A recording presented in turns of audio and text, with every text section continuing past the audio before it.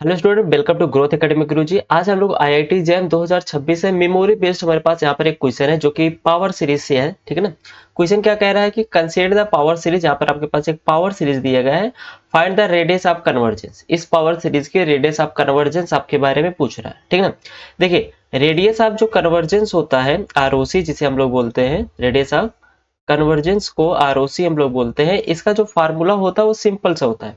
क्या होता है कि 1/r इक्वल टू आप लोग करते हैं लिमिट ए एन प्लस वन अपान में ए एन। ये किस में रहता है? मॉड में रहता है। और इसका जो सुपीरियर होगा वही हमारा क्या होगा? Radius of convergence. कहने का मतलब है आर की वैल्यू यहाँ पे आपको फाइंड करना है। ठीक ना। तो क्वेश्चन को अगर हम लोग देखा जाए, जो क्वेश्चन होता है वो कंपेरिजन हम लोग करते हैं summation n1 to infinity a n x की पावर एन से। ठीक ना। तो यहाँ पे अगर हम लोग देखें तो ए एन की वैल्यू हमें क्या दिया गया है? एन फैक्टोरियल की पावर 2 अपान में यहाँ पे दिया है 2n फैक्टोरियल। एंड यहाँ पे हमारे पास अगर हम लोग log n की पावर -1 है, इसको अगर हम लोग सही से लिखा जाए तो 1 अपान log n के रूप में इसे लिख सकते हैं। ठीक ना। इसके साथ हमें चाहिए क्या? ए एन प्लस वन चाहिए। तो यहाँ पे देखिए a n plus one equal to क्या मिल जाएगा? यहाँ से एन प्लस वन फैक्टोरियल का पावर 2 अपान में यहाँ पे हम लोग देखेंगे तो 2n प्लस 2 फैक्टोरियल। एंड इसको अगर हमको लिखना होगा तो हम लोग यहाँ से लिख लेंगे log n plus one. Clear? ऐसे कुछ हम इसको लिख सकते हैं। ठीक ना। अब यहाँ पे सिंपल से है कि हमको फार्मूले पे इसको रख देना है। तो यहाँ से आपके पास फार्मूला दिया गया है कि हम लोग यहाँ पे फार्मूला लिख चुके हैं कि हमारे पास जो रेडियस ऑफ कन्वर्जेंस होता है उसका फार्मूला हमारे पास क्या होता है? 1 upon r equal to limit superior. ठीक है ना। सुप्रीमो हम लोग देखते हैं यहाँ पे मॉड में ए एन प्लस वन। ए एन प्लस वन करेंगे क्या आएगा? एन प्लस वन फैक्टोरियल का स्क्वायर अपान में यहाँ पे हम लोग क्या लिखते हैं? क्या दिया गया? 2n plus one, 2n plus two factorial into one by log n plus one. ठीक है ना। इंटू यहाँ पे हमें पता है कि ए एन से डिवाइड करेंगे तो जो नीचे वाला डिनोमिनेटर पार्ट है ये हमारा ऊपर यहाँ पे मल्टीप्लाई हो जाएगा। कहने का मतलब यहाँ पे क्या आ जाएगा?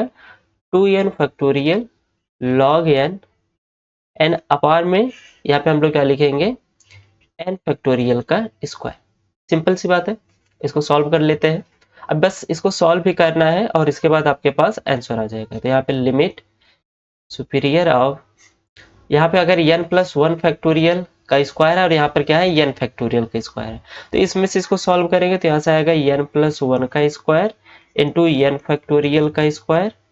सिंपल सी बात है। नीचे हम लोग इसको सॉल्व करेंगे तो 2n plus two and 2n plus one into यहाँ पे क्या आ जाएगा हमारे पास? 2n factorial. ठीक है ना। एंड इस लॉग और इस लॉग को हम लोग साथ में रखते हैं log n अपान में log n प्लस वन। ठीक है। इंटू यहाँ पे आपके पास जो बचा है इसको लिख लेते हैं 2n फैक्टोरियल अपान में यहाँ पे हमारे पास क्या रहेगा? 2n फैक्टोरियल अपान में यहाँ पे है n फैक्टोरियल का स्क्वायर।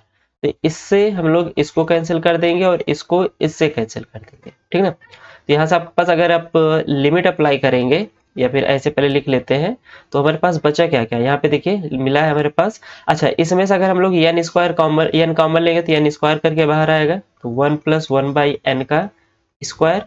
सेम काम नीचे हम लोग करें। यहाँ से हम लोग 2n प्लस टू में जो है यहाँ से भी हम लोग n को कॉमन ले रहे हैं एंड 2n प्लस वन में से भी हम लोग क्या कर रहे हैं? यहाँ से n को कॉमन ले रहे हैं। दोनों का मल्टीप्लाई करेंगे तो n स्क्वायर ही होगा। तो यहाँ से आ जाएगा n स्क्वायर एंड यहाँ पे हमारे पास क्या बचेगा?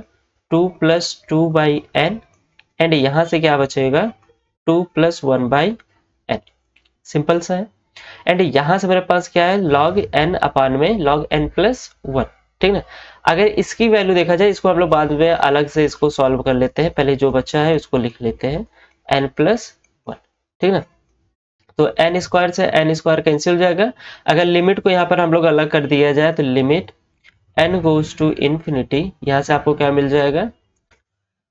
1 प्लस वन बाई एन का स्क्वायर अपान में यहाँ पे क्या मिल जाएगा? 2 plus two by n and यहाँ से मिल जाएगा 2 प्लस वन बाई एन। और इसको सॉल्व करेंगे लॉग को तो limit n goes to infinity log n upon में log n प्लस 1, यहाँ से आपको ये वैल्यू मिल जाएगी। सिंपल सी बात है, अगर इस वाले पार्ट में अगर हम n गोज टू इन्फिनिटी करेंगे तो 1/n वाले जितने भी टाइप के हैं वो सब हमारे क्या हो जाएंगे, 0। तो ऊपर बचेगा 1 और नीचे बचेगा 2 2 ज़ा 4। तो यहाँ पे आपके पास बचेगा 2 2 ज़ा 4, ठीक है ना। यहाँ से वैल्यू आपके पास आ जाएगी 4। 1/r इक्वल टू क्या मिल जाएगा यहाँ से, 1/4 इंटू यहाँ पे देखिए लॉग वाला जो पार्ट है इसको अगर हम लोग सॉल्व करेंगे तो यहाँ से क्या आएगा, limit n goes to infinity. इसकी वैल्यू 1 होती है, सबको याद होनी चाहिए। अगर आपके पास इस प्रकार के दिखेगा तो एल हॉस्पिटल रूल लगाएंगे तो यहाँ से आपको मिलेगा 1/n एंड यहाँ से 1/n+1। तो यहाँ पे जब n गोज टू इन्फिनिटी करेंगे, ऐसे करते हैं, पहले पूरा सॉल्व करते हैं। 1/r इक्वल टू 1/4 इंटू यहाँ से क्या मिलेगा, limit n goes to infinity, n की पावर ऊपर लेके जाएंगे, n+1 अपान में n। तो यहाँ से 1/r equal to 1/4 and limit n goes to infinity. इसको अगर हमको लिखना है क्या लिख सकते हैं, 1+1/n। n हमारा कहाँ जा रहा है, इन्फिनिटी पे, तो ये वैल्यू 1 आ जाएगी। 1 का मल्टीप्लाई 1/4 में करेंगे तो 1/r equal to 1/4 and radius आप कन्वर्जेंस आपके पास r इक्वल टू क्या मिल जाएगा, 4। तो यहाँ पे आंसर आपके पास क्या आना चाहिए, 4 आना चाहिए, ठीक है ना।